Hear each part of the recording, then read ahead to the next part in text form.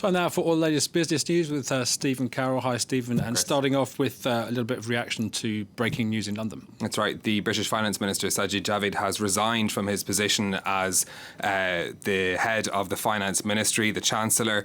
He's going to be replaced, according to media reports, by the Chief Secretary of the Treasury. This is part of the cabinet reshuffle that was scheduled in the UK, but we're told by those reports from British media that this was an unexpected resignation on his part, coming at a difficult time, of course, as the UK begins its trade negotiations with the European Union, and that the reaction to that playing out already on the markets. We've seen London's FTSE 100 continue its slide. It was already trading down today, but those losses have widened after the news of Sajid Javid's resignation from the British government. London's FTSE 100 down about just over 1.4% a short time ago, and that's moving further down, as I say, on reaction to that news. Paris' CAC 40 and the Frankfurt DAX also down today, but certainly that news driving the FTSE lower in trading too. Well, moving on to the latest results from the aerospace giant Airbus, their 2019 annual results, but there was also a time when the company benefited from problems that its rival Boeing was having with the grounding of the 737 MAX. The company also facing its own financial challenges, and in particular a massive settlement in related to corruption and bribery allegations.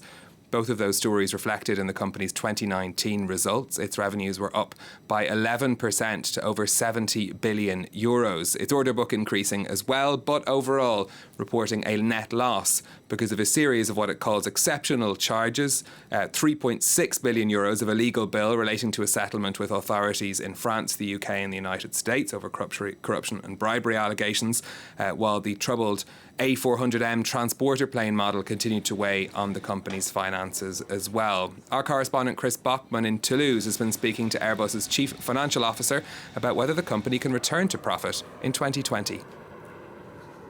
We are very confident about the profitability going forward. We are not anticipating the repetition of such a horrendous fine, and of course also on the A400M we think we have to a large degree de-risked the situation, and the prospects are good. I have to say, though, that many of the provisions we've taken last year now have to be paid in 2020 and the years beyond. So from a cash flow point of view, this will still weigh on us. Boeing obviously has had its issues. Is it a permanently wounded beast now that you no longer have to worry about, or is it going to come back? I think we have to be very careful with that. Boeing is a very strong company. They will be back, and we have to be paranoid and really humble and concentrate on managing our own destiny and delivering very strong products at very attractive prices going forward to be competitive. You have an 8-year backlog for all your aircraft. So what does an airline do if it, say, for example, someone wants to switch from your competition to you? What would you say to them? Yeah, we have to confess that we have no capacity for the time being.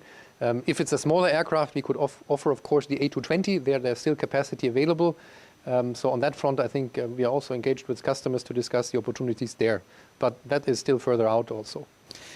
Obviously, you have to be careful about unknown factors that could come up. One that wasn't on the radar a month ago was the coronavirus, and that shut down your factories. Where do you stand on that?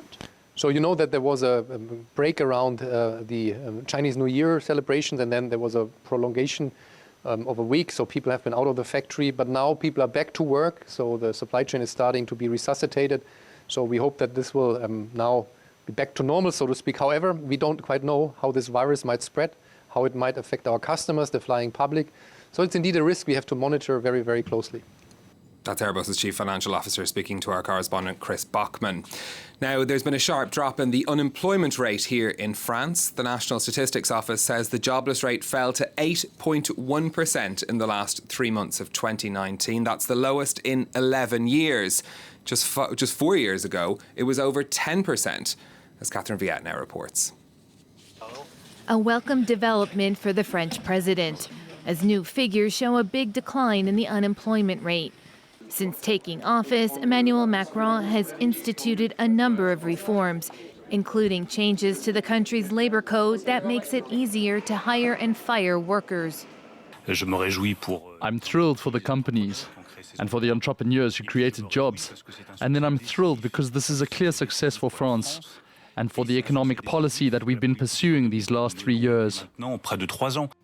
The National Statistics Office says the jobless rate fell to 8.1% for the last 3 months of 2019, hitting an 11-year low. It was at 8.5% in the previous quarter. Government officials say they can foresee the rate dropping even further to 7% over the next 2 years, a target set by Macron when he campaigned for president. The drop comes even as the economy contracted slightly in the final quarter, something economists are mainly attributing to the strike's impact on supply chains. The other bright spot, the employment rate also rose in the final quarter, hitting nearly 66%. That's its highest level since record-keeping began in 2003. Going forward into the new year, many French firms say they're looking to hire. Disneyland Paris has announced plans to create 8,000 posts as it begins work on a major expansion at the theme park.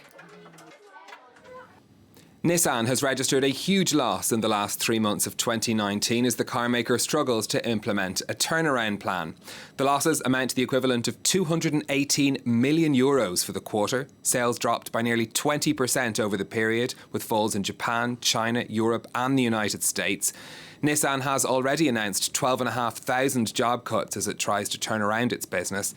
The company has also seen boardroom turmoil after the arrest and removal of its chairman, Carlos Ghosn. The boss of Credit Suisse has hailed a jump in profits of over 2/3 for last year as he steps down from the job. Tidjane Thiam says he's proud of the results and what he achieved during his tenure as CEO. He was forced out of the job over a scandal which involved the Swiss lender spying on a former executive who jumped ship to rival UBS. Thiam says he has no knowledge of the surveillance.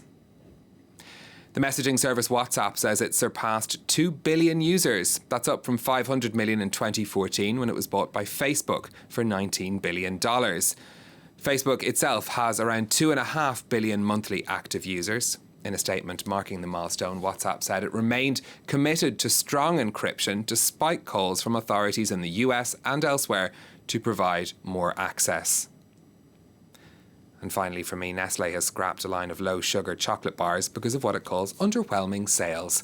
The Milky Bar Wowsums had 30% less sugar and were sold in the UK and Ireland since 2016.